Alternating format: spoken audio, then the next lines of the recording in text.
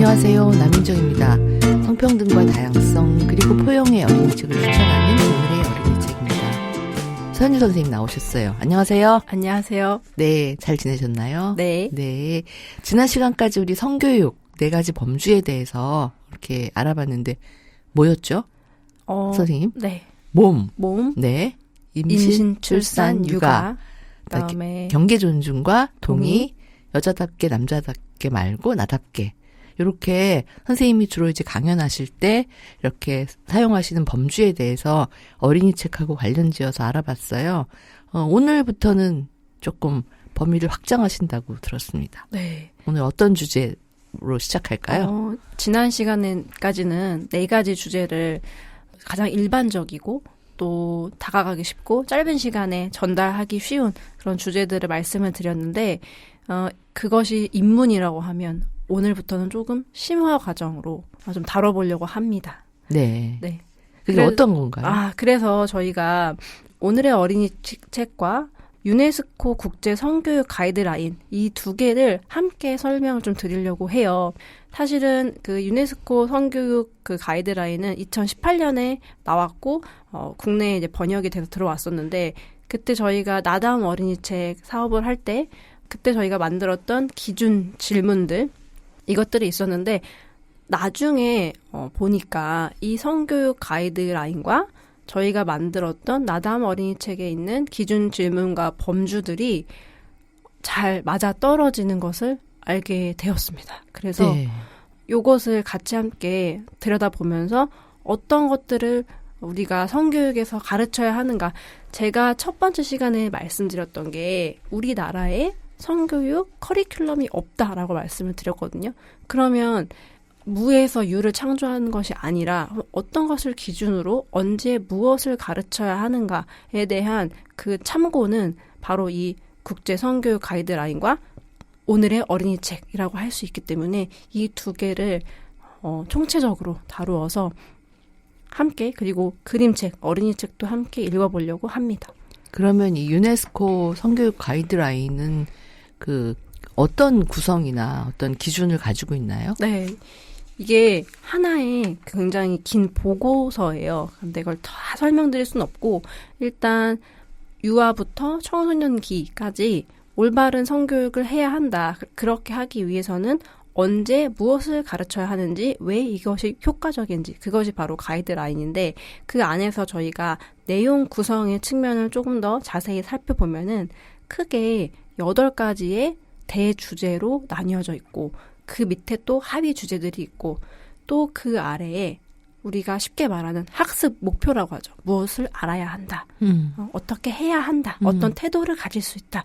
이렇게 굉장히 정돈이 잘 되어 있습니다. 그래서 저희가 그것을 살펴보면서 순차적으로 큰 대주제부터 소주제 그리고 학습 목표까지 거기다가 오늘의 어린이책에 있는 기준 질문과 함께 엮어서 살펴보려고 합니다. 그 2021년에 인하대학교에서 이런 논문이 나왔어요. 포괄적 성교육 개념에 근거한 나다움 어린이책의 젠더 감수성 분석이라는 누가 그런 걸 논문을 쓰셨나요?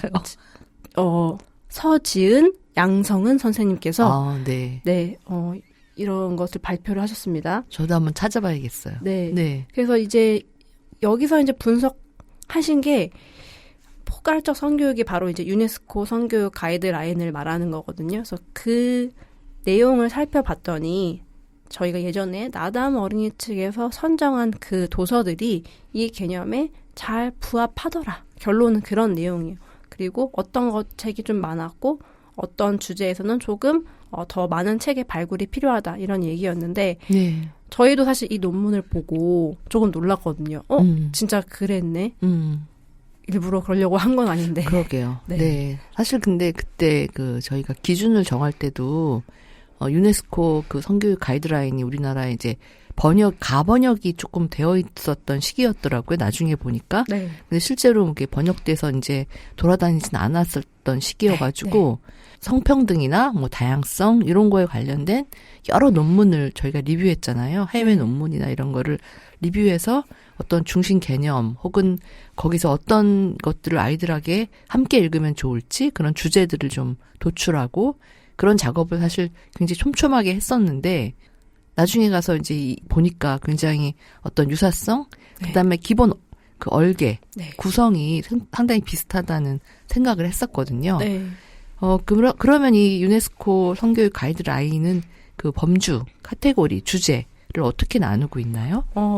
제가 이 주제들을 다 말씀드릴 수는 없고 네. 오늘은 크게 네. 대주제 8가지를 좀 말씀을 드리려고 해요. 네. 첫 번째가 관계. 관계, 뭐 가족 관계, 친구 관계 이런 건가요? 네, 그 안에 다 포함되어 있습니다. 네. 가족, 연인, 친구, 결혼, 육아 이런 것들이 포함되어 있고 두 번째는 가치, 권리, 문화, 섹슈얼리티. 조금 추상적이긴 하지만 그 섹슈얼리티라는 것이 사회적으로, 문화적으로, 시대적으로 모두 다 다르잖아요. 그래서 그런 것들에 대한 설명을 담고 있는 거고요. 그 섹슈얼리티를 이 가치, 권리, 문화하고 묶어놓은 게 좀 독특해 보이네요. 네, 네. 이 안에는 뭐 가치나 인권 문제도 함께 다루고 있기 때문에 네. 문화마다 다 다르다. 네, 그런 측면에서. 네, 그런 이해를 돕는 네. 핵심 이해가 개념입니다. 됩니다. 네. 네. 세 번째 개념은 젠더 이해입니다. 네. 그래서 여기서는 젠더 규범, 사회적으로 여성은 이러해야 된다, 남성은 이러해야 한다, 이런 규범에 대해서 좀 얘기를 하고, 이런 규범이라는 것이 결코 절대적이진 않잖아요. 사회에 그렇죠. 따라 변하고. 네. 또한 젠더 기반 폭력에 대해서 한번 언급을 해주거든요. 세 번째 핵심 주제 네. 개념에서. 이것이 바로 젠더 이해이고요. 네. 네 번째는 폭력과 안전입니다. 바로 이 개념에서는 동의라든지 경계 존중이라든지 또 폭력이 무엇인지 사실은 폭력이 무엇인지 아는 것과 모르는 것은 이제 피해자의 인지가 다를 수 있기 때문에 네. 그것에 대해서 가르치는 내용이 나옵니다. 네. 다섯 번째는 건강과 복지를 위한 기술입니다. 이것도 조금 추상적이긴 하지만 이건 좀 실제로 뭐 미디어라든지 대화를 할 때, 의사결정을 할 때 또 또래 문화에 대해서 좀 얘기를 한다든지 그러한 부분이거든요. 이거를 기술이라고 표현했네요. 네. 네. 어쨌든 뭐 인간의 사회성도 하나의 기술, 습득해야 되는 기술이다. 배우고 갈고 닦아야 하는 기술이죠. 네. 여섯 번째 핵심 개념은 인간의 신체와 발달입니다. 몸의 이해네요. 맞습니다. 네. 사실은 이 대주제 하위의 주제가 뭐냐면 뭐 성, 생식기, 임신, 사춘기, 신체 이미지 이런 건데요. 제가 주로 설명을 드릴 때 대중 강연에서는 이 부분이 한국 성교육에서는 이 부분만 강조가 되었다. 라고 저는 생물학적인 것. 네. 네. 거기에만 너무나 집중이 되어 있고 더 넓은 주제를 얘기하지 못하고 있다. 아직까지 저는 그렇다고 보거든요. 여기 이제 신체 뭐 몽정, 자위, 생리 이런 얘기 조금 발전한 게 뭐 성폭력 예방. 최근은 이제 뭐 양성평등이나 학교에서 하는 교육 그 정도인 것 같아요. 그래서 좀 중요한 문제이긴 하지만 한국의 성교육이 너무나 여기 집중이 되어 왔다. 이런 말씀을 드리고 일곱 번째 주제는 섹슈얼리티와 성적 행동입니다. 이것은 네. 생애 주기별로 성적 행동, 그러니까 우리가 모두 성적인 존재이기 때문에 그런 행위가 달라질 수 있고 어떤 반응이 나올 수 있다라는 이것도 어떻게 보면 좀 생물학적인 그러한 내용이에요. 네. 마지막 여덟 번째는 성 및 재생산 건강.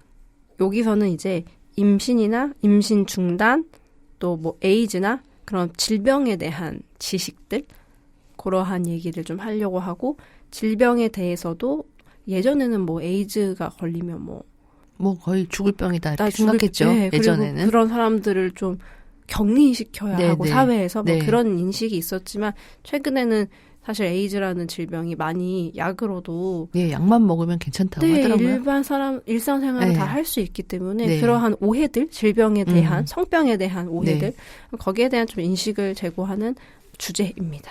네, 그렇게 8가지 범주 관계에서 재생산까지. 네. 예, 그렇게 8가지 범주를 한번 하나씩 한 범주씩 차근차근 다뤄볼 텐데요. 오늘은 첫 번째 네. 관계에 대한 시간이겠네요. 네. 네. 여기서 관계는 어떤 의미인가요? 좀 약간 추상적으로 느껴지거든요. 네. 그쵸. 사실 뭐 인간이 혼자 살 수 없는 존재이고 사회적인 존재이기 때문에 여러 가지 관계들이 있죠. 그리고 저는 이 성교육에서 관계 교육이 참 중요하다고 느끼는 게 결국 인간이 행복하고 불행한 것은 상당 부분 인간관계에서 오잖아요. 뭐 그게 그렇죠. 가족이든 맞아요. 연인이든 파트너든 뭐 여러 가지 그런 뭐 100세를 산 선생님들이 하시는 말씀 결국에는 인간관계를 잘 쌓는 것이 인생에서 굉장히 중요하다. 뭐 그런 말도 있듯이 그런 인생 전반에 있어서의 모든 인간관계들을 좀 다루려고 했던 것 같아요. 그래서 이 8가지 그 핵심 개념, 범주라고 해도 되나요, 선생님? 네. 예. 이 중에서 이제 첫 번째를 관계로 이렇게 아마 정한 것 같아요. 네. 그러면 이 관계의 주제에서 어떤 목표를 가지고 이 성교육 가이드라인은 정하고 있나요? 네. 이 관계의 대주제에서 하위 주제가 4가지가 있어요. 네.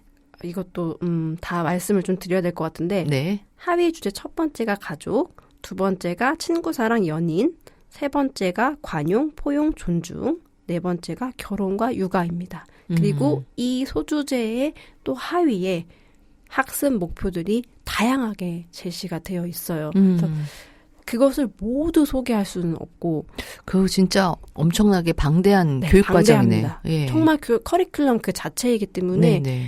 뭐 이것을 가지고 솔직히 학교 교육에서도 1년을 쭉 진행하고 1년이 아니라 계속 진행해도 좋죠. 학습 목표가 또 좋은 것은 포괄적 성교육에서 연령대별로 다른 목표를 제시하고 있거든요.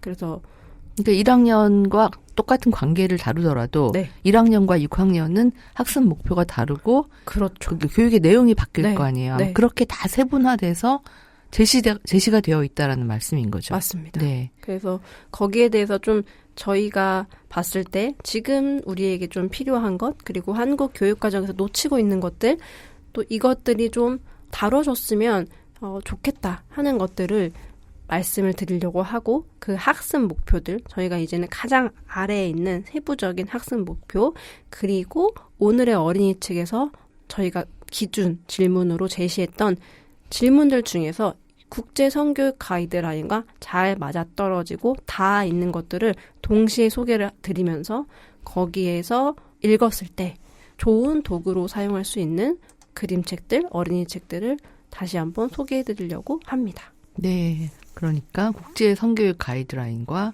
오늘의 어린이 책의 기준 질문이 만나는 거네요. 맞습니다. 네.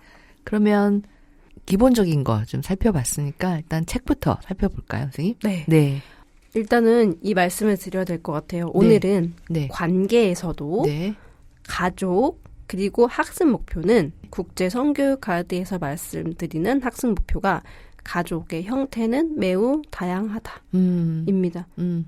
사실 뭐 이런 쪽에 관심이 있는 분들께는 굉장히 익숙한 문장이겠지만 사실 실제로 뭐 공교육 현장이나 혹은 그냥 일상생활에서 아직도 가족의 형태가 다양하다라는 것이 시민들이 받아들이는 게 개개인별로 많이 좀 다른 것 같아요. 그리고 동시에 오늘의 어린이 책의 26가지 질문 중에서 9번째 질문. 다양한 가족 형태를 긍정적으로 보여주나요? 라는 질문.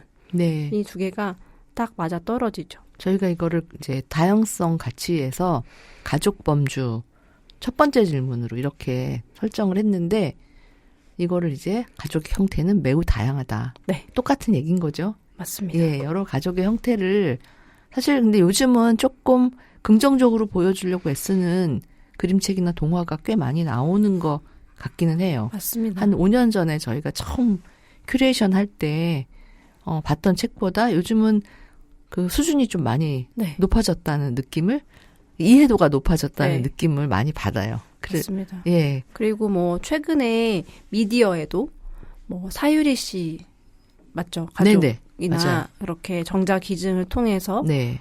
그런 걸 음. 보고 많은 사람들이 또 미디어의 힘이 그럴 땐 진짜 강력하게 작용을 하기 때문에 저렇게 사는 방법도 있구나. 인식을 좀 네. 바꾸고, 그러니까 자기가 늘 이제 고정관념에 사로잡혀가지고 가족이란 이렇다. 뭐 흔히 말하는 정상가족, 네. 무슨 엄마 아빠 그러니까 엄마 아빠 아이들 이런 구조, 그러니까 혈연으로 이루어진 그런 것만 이렇게 딱 사로잡혀 있다가 사유리 씨 같은 케이스를 보면 뭔가 자기 인식이 깨지는 느낌을 그렇죠.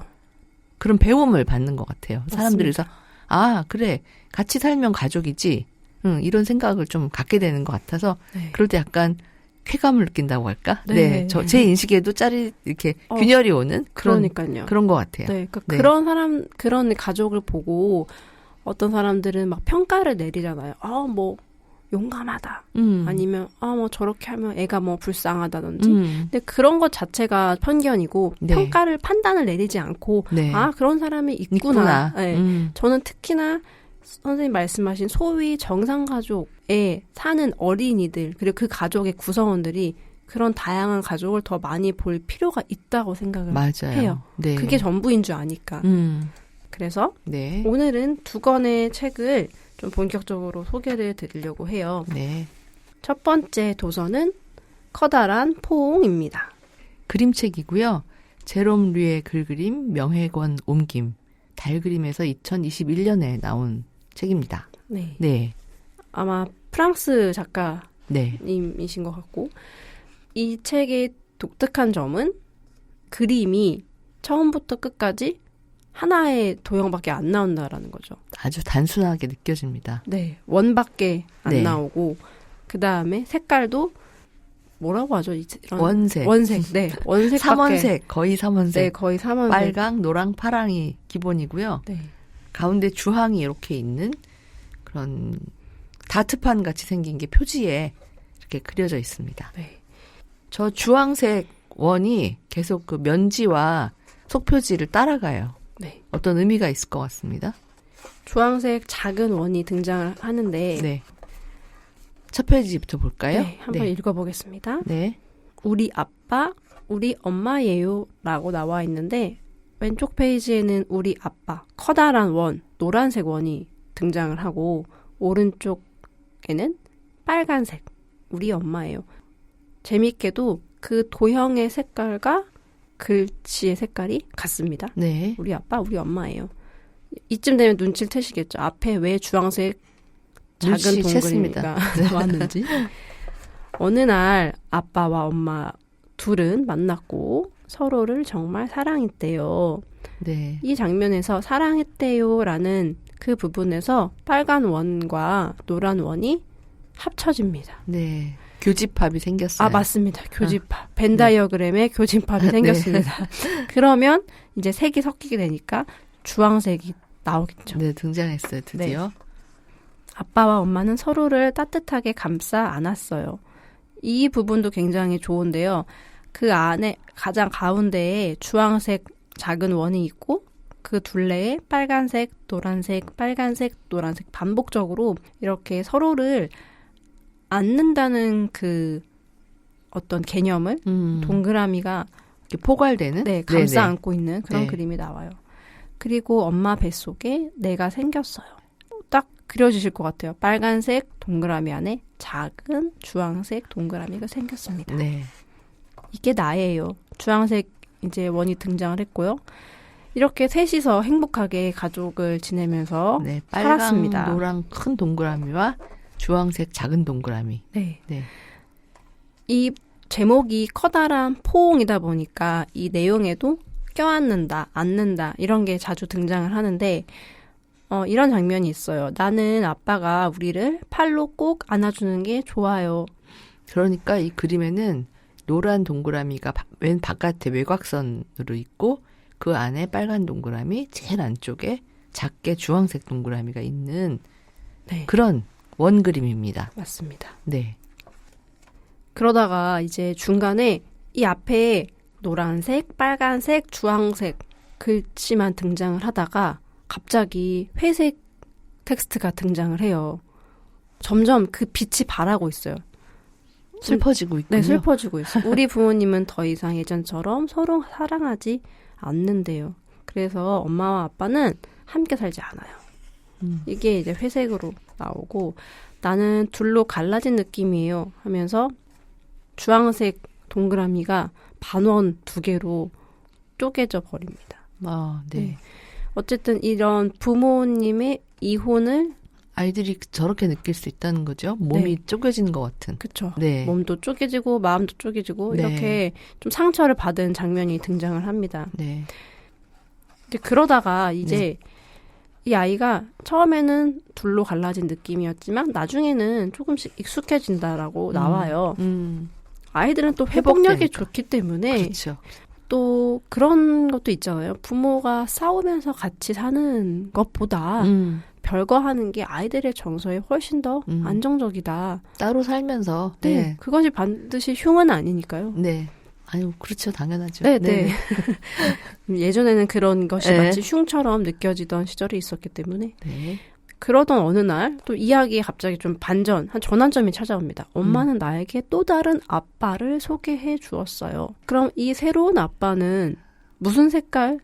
아까 아빠는 노랑이었거든요. 네. 이번 아빠는 파랑색입니다. 네. 그리고 옆에 연두색 작은 동그라미가 붙어 있어요. 맞아요. 예. 그러니까 이 아빠도 이제 아이가 있는 여기서 아이가 하는 말이 재밌어요. 주인공 아이가 솔직히 내 타입은 아니에요. 이럴 수 있죠. 서로 내 타입이 아니라는 거 갈 것 같은 그런 생각도 드는데. 네, 엄마와 또 다른 아빠는 큰 집에서 다 함께 살기로 했어요. 이제 내 가족이 된 거죠. 빨강 엄마, 파란 새로운 아빠, 주황인 나, 연두색인 더 작은 아마 동생 같아요. 그런 것 같아요. 네. 이제 나도 여동생이 생겼어요. 이 연두색 친구가 바로 여동생이었네요. 그런데 동생이 또 생겨요. 남동생이 생겼어요. 엄마 뱃속에. 그러면 남동생은 무슨 색깔일까요? 저는 알고 있습니다. 네. 빨간색과 파란색이 합쳐지니까. 보라색이. 네, 보라색. 예, 작은 동그라미가 엄마 동그라미 안에 있습니다. 맞습니다. 그래서 아이가 이렇게 새로운 가족을 만나게 되는. 받아들이게 되는. 네. 좀 이해하게 되는 그런 과정을 담고 있는 것 같아요. 네. 네. 그래서 나는 아빠가 둘 이렇게 말하니까 연두색 그 여동생이 말도 안 돼. 아빠는 한 명이야 라고 얘기를 해줘요. 그랬더니 주인공이 나도 알아. 하지만 둘 다 사실인걸? 아빠가 둘이 있는 건 사실이니까. 그리고 나는 이제 마지막 장면인데요. 나의 두 번째 아빠가 우리를 팔로 꼭 안아주는 게 정말 좋아요.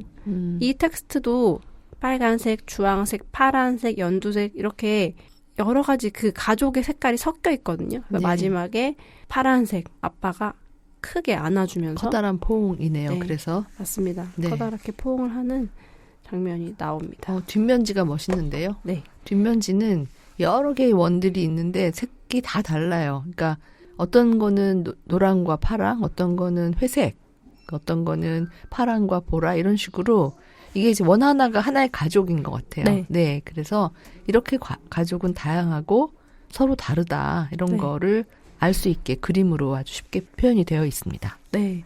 사람은 한 명도 그림이 등장하지 않지만 도형과 색깔로 어떻게 보면 추상적일 수 있지만 또 다른 지점에서 얘기를 하면은 어린이들이 봤을 때는 그냥 직관적으로 받아들일 수 있고 뭐 색깔 공부도 당연히 되고 내가 아는 상식이 이렇게 섞이면 이 색깔이지 이거를 가족으로 표현했다는 게 이해하기 쉽고 설명을 많이 붙이지 않아도 아까 말씀하셨지만 직관적으로 이게 뭘 말하는지 알 수 있고 아이들도 가족이 뭐 다양해라는 설명을 하지 않아도 훨씬 쉽게 아이들이 이해할 수 있을 것 같아요. 네. 예. 이 책은 제가 선생님들한테도 많이 추천을 드리는 게 이걸 가지고 한번 친구들이랑 읽고 색깔로 색연필로 가족을 그림을 그리는 그 가족화를 표현하는 게 아주 수업에 적절하기 때문에 진짜 그렇겠네요. 네.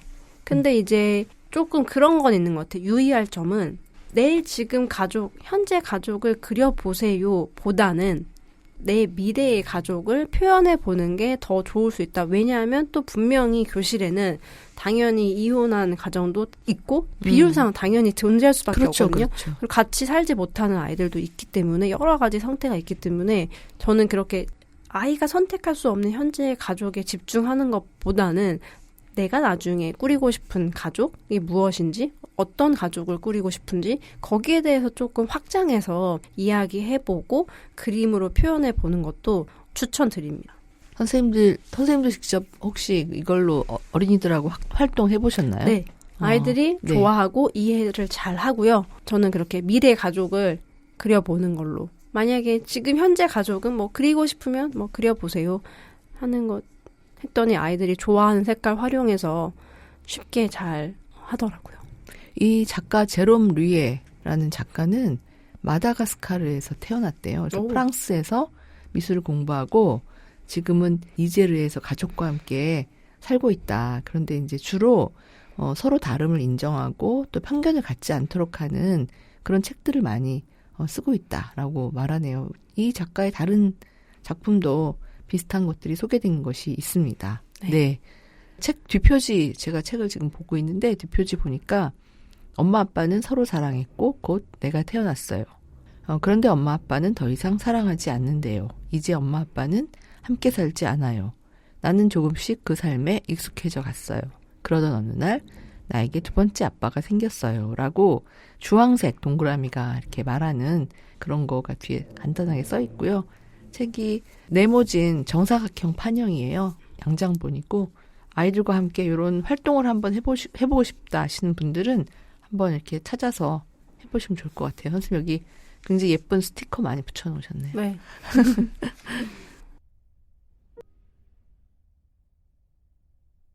커다란 퐁 함께 읽어봤고요.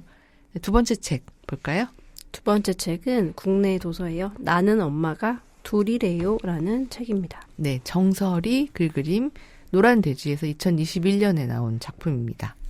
네, 엄마가 둘인 이야기. 아까는 아빠가 둘인 이야기였는데. 네, 네. 그렇네요. 네. 똑같이 어떻게 보니까 그렇게 됐네요. 네, 이 책은 앞표지에는 이제 어린이가 손을 흔들고 먹고 있고 네. 이제 책을 펼치면은 뒷표지에는 엄마가 배웅하고 있거든요. 그렇게 펼쳐보니까 네. 굉장히 좋은데요. 네. 느낌이. 저는 이거 맨날 앞다루 뒷다루 이렇게 봤는데 쫙 펼쳐서 보니까 너무 다정한 그림이었어요. 네, 날씨는 계절상 봄인 것 같고요. 뒤에 네. 벚꽃도 있고 네. 그 초록초록한 새싹도 많이 났고요. 편안해 보이는 차림. 제가 이 책이 또 참 좋은 지점이 우리가 그림책을 볼 때 그림의 어떤 표현, 이미지를 또 중요하다고 나다운 어린이 책부터 계속 말씀을 드렸었어요. 근데 네. 엄마와 어린이를 표현하는 그 그림체에서 정말 그냥 현실 그 자체. 네, 맞아요. 우리가 흔히 보는 저거 제가 여름에 입는 옷차림하고 비슷하고 네.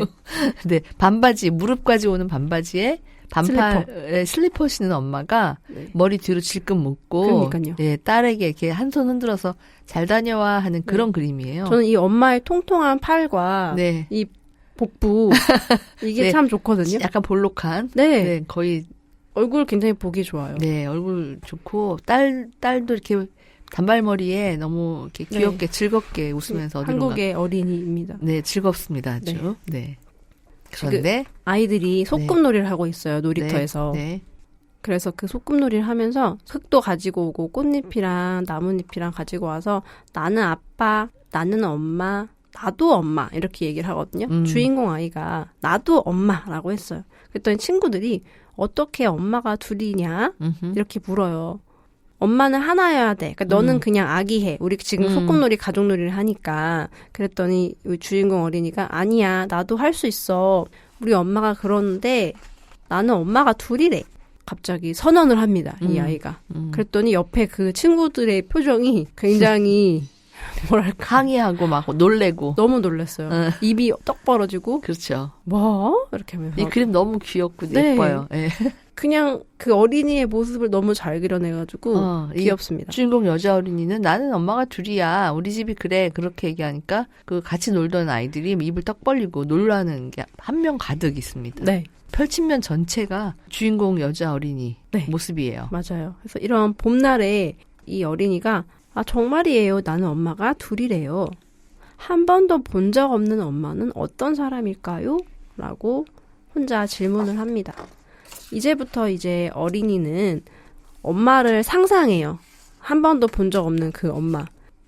그래서 엄마가 어떤 사람일까 여러 가지 직업이나 어떤 뭐 성격이나 이런 것들을 상상의 나래를 펼치는데 우리 엄마는 커다란 기관차를 운전하는 기관사일 수도 있어요. KTX가 나오고 있고요. 네. 아니면 자동차 고치는 정비사. 옆에는 정비사 엄마가 나타납니다. 네. 지금 이제 아이가 집으로 갔거든요. 왜냐면 아까 내가 엄마가 둘이래요 할 때 다른 어떤 손에 이끌려서 집으로 갔어요.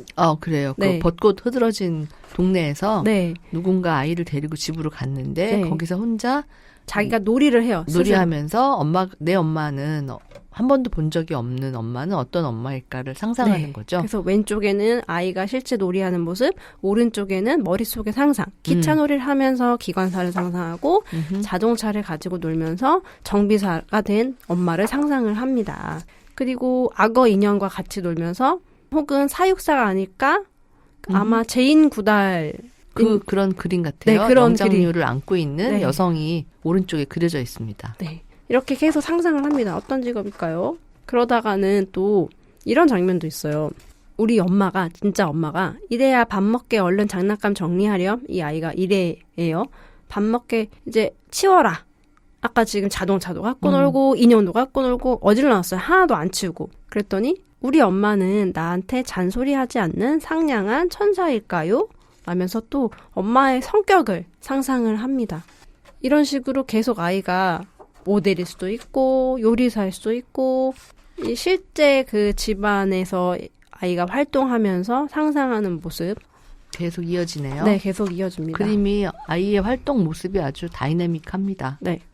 그러다가 아이가 발레리나를 상상을 하다가 넘어져서 빨래 건조대에 잔뜩 걸어놓은 그 위에 넘어지고 말아요. 그래서 빨래가 다 떨어졌어요. 산더미처럼 다 떨어지고 그때 또 엄마의 손과 발이 그 통통한 손과 발이 등장하면서 어이구 이게 뭐야 엄마가 정리하라고 했잖아. 흔한 엄마의 그 멘트. 그러다가 이제 계속 아이가 상상하네요. 네, 가서 상상을 하다가 이런 상상은 그래도 엄마가 그립다는 의미일까요? 내가 한 번도 보지 못했던 엄마는 그럴 수도 있겠죠. 그런데 어떤 장면에 딱 도착하니까 네. 엄마하고 달려드는 장면이 나오네요. 네. 이렇게 다쳤어요. 넘어진 아이에게 엄마가 다가오면서 어디 안 다쳤어? 잠깐 다른 엄마 생각하고 있었어. 나를 뱃속에서 키워준 엄마. 이렇게 얘기를 해요. 이렇게 솔직하게 얘기할 수 있으면 참 좋은데요. 네. 네. 그래서 이제 밥 먹자고 하는 거예요. 그냥 일과가 끝나고 놀이터에 놀다가 들어와서 엄마가 밥 준비하는 동안 혼자 상상의 나를 펼치다가 사고 한번 치고 엄마한테 잔소리 듣고 이제 밥 먹자. 근데 나를 뱃속에서 키워준 엄마 상상했어요. 그랬더니 엄마가 그랬구나. 이런 얘기입니다. 짜장밥 진짜 맛있다. 엄마가 밥 챙겨주셨어요. 네. 그게 끝입니다. 이 책의 또 재밌는 점이 이 그림이 그냥 사실적. 너무 사실적이고 이 아이가 앉아서 혼자 먹는 이 밥상도 어떤 원목식탁 이런 게 아니라 그 좌식 ABC 써있고 그림 좀 그려져 있고 그런 네네, 거 네네. 거기서 혼자 앉아서 짜장밥 먹거든요. 왜냐하면 엄마는 사실 또 밥을 차려주고 아까 빨래 그거 정리해야 되고 설거지 해야 되니까 같이 앉아서 저도 이럴 때 많기 때문에 먼저 먹어라. 그리고 애가 가만히 먹을 때 빨리 설거지를 해야지. 저도 많이 그랬습니다. 그쵸. 원래 네. 그런 거죠. 네. 그리고 마지막 장면에서는 이제 아기가 이래가 밥 맛있다고 하면서 엄마 다리에 매달려요. 이것도 너무 그렇죠. 아이답잖아요. 맞아요. 예. 엄마는 이래야 되는데 맞습니다. 엄마는 지금 설거지하고 있는데 허리를 탁 잡고 아이가 엄마 짜장밥 진짜 맛있다 이렇게 얘기합니다. 네. 그래서 이렇게 이 책은 쉽게 말해서 입양에 대해서 알려주는 책이죠.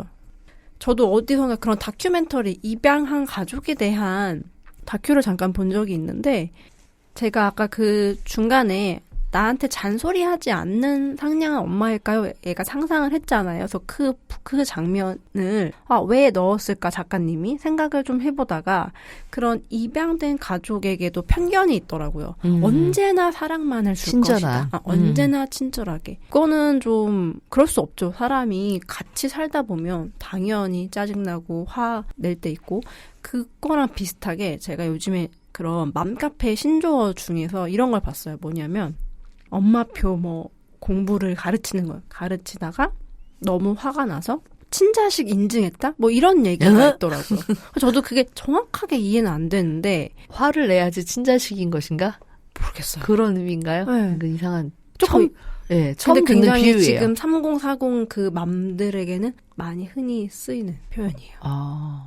그러니까 아이한테 좀 혼을 내거나 네. 뭐 이런 식으로 잔소리를 하거나 이런 네. 거를 친자식 인증했다라고 표현한다는 그런 것 같아요. 거잖아요. 네. 좀 편견에 사로잡혀 있는 표현이긴 하네요. 네. 네. 그래서 아이가 당연히 이제 집에서 엄마가 공부를 시키면 아이들이 안 따라오는 건 당연하고 화도 날 수 있고 뭐 저도 그런 경험이 있기 때문에 근데 이제 그것을 친자식 인증했다라는 걸 저도 그 표현을 보면서 이것이 바로 한국 사회에 있는 그런 가족에 대한 편견을 딱 드러내는 단면 아닐까? 맞아요. 네, 그분들이 뭐 나빠서가 아니라 네. 무지했기 때문에 그런 것을 그냥 편하게 쓰는 거죠. 그러면 누군가는 온라인상에서 글을 보고 입양한 그 부모가 분명히 있을 텐데 그러면 좀 슬프지 않을까요? 그러니까요. 네.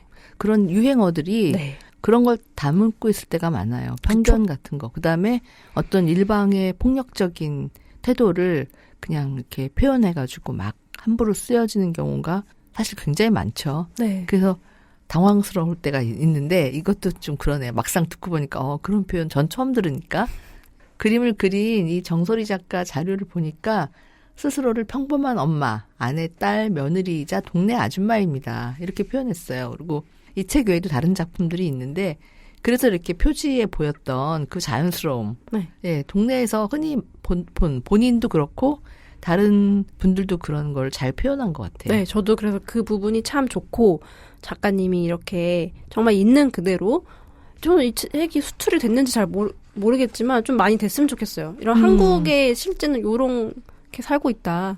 네. 그 고정관념을 벗어버리는 그런 내용이고 자연스럽고 그리고 또 아이가 엄마의 직업을 상상할 때도 네. 흔히 남성의 직업이라고 많이 여겨지는 뭐 기관사라든지 그렇죠. 전기사라든지 네. 그런 것을 또 작가님이 장치적으로 넣으신 것 같기도 해요. 네. 중간에 제가 그냥 탁 펼쳤는데 주인공 어린이가 엄마 옷을 다 꺼내놓고 거울 보고 엄마 옷 입고 하이힐 신고 이렇게 립스틱 바르는 네. 그런 장면이거든요. 네. 너무 귀엽습니다. 네. 실제 이런 일을 하잖아요. 어린이들이. 그렇죠. 예. 누구나. 그런 상황을 그러니까 이 어린이가 입양 가족에서 살면서 얼마나 자연스럽고 자기의 어떤 성격대로 감정대로 이렇게 잘 지내고 있는지가 설명 없이도 잘 표현이 되어 있는 것 같아요. 네. 어쨌든 결국에는 우리가 이런 성교육을 통해서 다양한 가족이 있다라는 것을 많은 시민들이 인식을 해서 궁극적으로는 입양 가족이다, 이혼 가족이다, 뭐 무슨 가족이다 이런 거 자체가 네임택이 사실은 필요 없는 거죠. 그냥 그렇죠. 같이 살고 사랑하고 공동체면 네. 가족인 거죠. 그 맞아요. 자체로. 네네. 함께 살면 가족이다라고 서로 사랑하면 서로 돌보아주면 가족이다 이렇게 네. 얘기하잖아요. 네, 지금까지 유네스코 국제 성교육 가이드라인의 관계 범주에 대한 책 그 중에서도 가족에 대한 책 2권을 좀 같이 읽어봤습니다. 이 등장하는 아까 커다란 포옹에서 커다란 그 색깔 원들도 그렇고 이 나는 엄마가 둘이에요에서 그 여자 어린이의 얼굴도 그렇고 이제 밝고 이게 어떤 긍정성을 담은 그런 이야기가 일단 눈에 탁 띄고 마음을 사로잡는 그런 책인 것 같아요. 네. 네. 다양한 가족 형태를 긍정적으로 보여주나요? 라는 오늘의 어린이책 질문에도 딱 맞는 2권의 책이었습니다. 네. 다음 시간에도 계속 이어서 해보겠습니다. 네. 오늘 선생님 수고하셨습니다. 네, 감사합니다. 네, 지금까지 오늘의 어린이책이었습니다. 다음 시간에 뵙겠습니다. 감사합니다.